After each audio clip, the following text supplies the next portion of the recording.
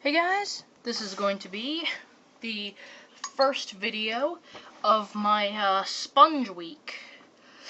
So basically what this is, I'm calling it Sponge Week, or Week of the Sponge. You'll probably see me call it both several times. So what Week of the Sponge, or Sponge Week is today, Monday until Friday, this Friday, I will be going over Spongebob. Just lots of Spongebob. That yellow, bright, bouncy, and happy sponge that we all love. Whether we love him now, we loved him 7 years ago, or we loved him 14 years ago. Whenever the heck, it's going to be Spongebob, Spongebob, Spongebob. All this week. So, I figured that for my first Spongebob video of this week, and let me tell you guys that I'll do my best to upload at least one video every day.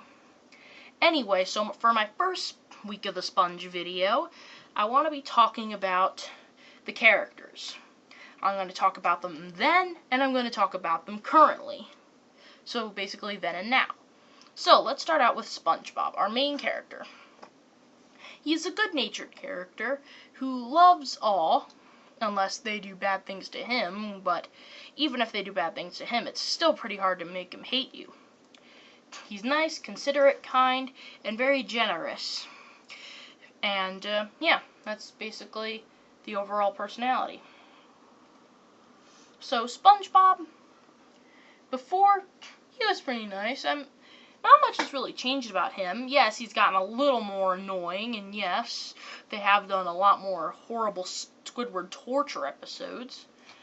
Also, I think SpongeBob's voice may have gotten a little higher. Might just be me, but I think I've heard a few other people say that, so it might not be just me. So that's basically all I have to say about SpongeBob, but we'll get into more depth with other characters that I have more to say about. Okay, our next character is Patrick. I have a bit more to say about him. Now, there was a pretty big debate whether Patrick was or wasn't a jerk in the early episodes, and I saw Pie Guy Rules go over this in his so-called square theory. How Patrick it's not a new thing that Patrick is a jerk. However, I will admit that Patrick being a jerk in the earlier episodes, it was a bit more subtle, and it's a bit more easy to spot in the newer episodes. I will admit that. Also, the fact that Patrick has gotten dumber, and Patrick, he still has his smart moments, like in the episode The Lost Mattress, he calls out Squidward for using them as worm bait in his plans several times, so yeah. So Patrick, he has his smart moments, but he's still pretty dumb, and, yeah. So yes, he has been a jerk always, but typically when he's a jerk, it's either funny, he doesn't know better, or adds to the plot. That's basically all it is. Nowadays when Patrick's a jerk, it just comes off way wrong to you. That's my feeling, at least. So, yes, Patrick is still very stupid, and possibly even stupider. However, they still do get quite a few good jokes and gags out of his stupidity, which is nice. Next up, we have Squidward. Okay, now Squidward is a grumpy, grouchy squid, who just wants time to himself, and apparently SpongeBob and Patrick have a problem with that. Because sometimes it's Squidward's fault because he's a jerk to them first. But sometimes it's completely SpongeBob and Patrick's fault.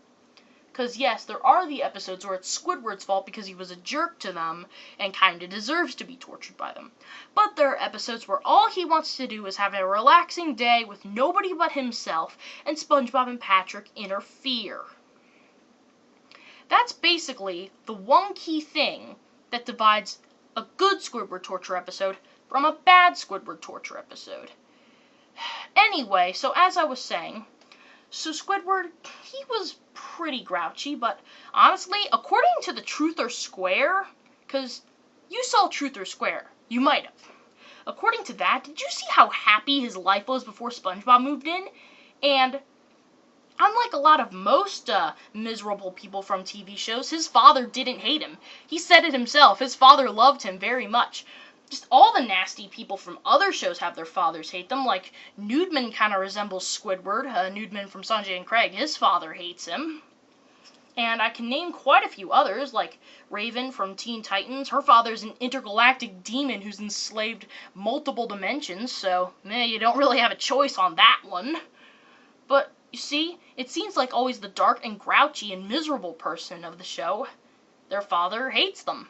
Even Crazy Steve from Drake and Josh, for example. Remember the episode when he was staining the carpets? So, yeah. So, it seems as if Squidward's life was actually really good up until SpongeBob came in. It seems as if ever since SpongeBob came into his life, it's been a living hell for the poor guy. And it was actually really good up until that point. Anyway, so Squidward, honestly, he's just getting more and more innocent. He hasn't really done many jerky things recently, and mainly it's just because of SpongeBob and Patrick being complete idiot goofballs.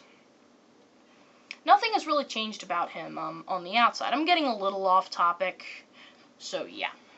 Let's move on to Sandy. Sandy is a super strong, super smart land creature who is just good at a lot of things. She's super strong, super smart, and is an air breather. So she lives in a tree dome. And apparently she has like thousands of robots according to House Sittin' for Sandy episode and a few others that followed afterwards. Because, the older episodes focused a bit more on her brawn, and a lot of the newer episodes focus on her brains. I think the first episode to focus on her brains, and one of the only episodes, was episode Sandy's Rocket, which I believe was episode, 16 of season 1. So that was pretty early in, but that was one of the few episodes of the early SpongeBob that focused on her sciencey side. And I remember the abrasive side. That was one of the more recent episodes that focused on her brawn side. So yeah. So basically they're just transitioning between the two, but then they focused on her brawns, and now they're focusing on her brains. That's basically how it goes. Sandy herself, she can get annoyed by SpongeBob and Patrick, and she can be a little annoying herself. Like, she made SpongeBob give up his wig, and then afterwards they instantly became like the hottest thing. That was kind of a jerky move, even though she probably didn't know that at the time. So yeah, not really that much has changed about her. And yeah. Okay, Mr. Krabs. I have quite a bit to say about him. As you know, Mr. Krabs is a cheapskate and kind of a con artist, kind of. He kind of reminds me of Grunkle Stan from Gravity Falls. They're both cheap, they're both super rich, yet refuse to spend their money. Every once in a while, they may have their soft moments, like, they're both tough, hard, mean, cheap people, yet they still have a soft side that shows frequently. These two characters, they're very similar to each other. Now, Mr. Krabs, his voice has changed a little bit. Also, I think he's gotten a bit more cheap. Back then, he wasn't that bad. Well, what I'm trying to say is, basically, Mr. Krabs, well, there are the episodes, where he's cheap to the fact that, like Whale of a Birthday. He's so cheap and abuses Pearl so badly that it's just horrible. Could you imagine having a father that had tons of money, yet they would refuse to spend it on you on your sweet 16? That's just unbearable and horrible. There's some other episodes where when Mr. Krabs is cheap, it's kind of funny. However, whether it's funny or annoying, that's basically what makes it, because sometimes Mr. Krabs is so cheap that, like, sometimes he's so cheap, even if life is at stake, all he cares about is money. Like, if Squidward would break a leg open and it's, like, gushing out blood, not to get gruesome or anything with you guys, and instead of taking them to the hospital, he's just put a napkin over it or something like that. That may be a little over the top, but you probably get the point. Okay, and now for our last main character, Sheldon J. Plankton. Okay, so, Plankton, as you know, is tiny, green, and he's out to get the Krabby Patty formula. Now, a lot of people were wondering this about the Shell City movie. Why did Plankton take over Bikini Bottom? Isn't that his only desire, to just steal the Krabby Patty formula and then his life will be satisfied? Because that does kind of make no sense of why he would want to take over the town as opposed to just have the better restaurant as opposed to the Krusty Krab. Like, but you know, guys, I've always had the feeling that Plankton did have a secret desire, according to the episode Sleepy Time. I think he's always had a secret desire to rule the city. Even though the side that he shows us is, his side that he wants the Krusty Krab to fall down. He's gotten a little more goofy, a little more annoying. His plans have gotten a little more weird over the times, but I think that might be just because they're running out of ideas. But overall, he hasn't changed that much. Well, I guess that's all I have to say about our 6 main characters. Next time, I will be going over secondary characters, like Mrs. Puff, Larry, Pearl, etc. So, yeah, see you then.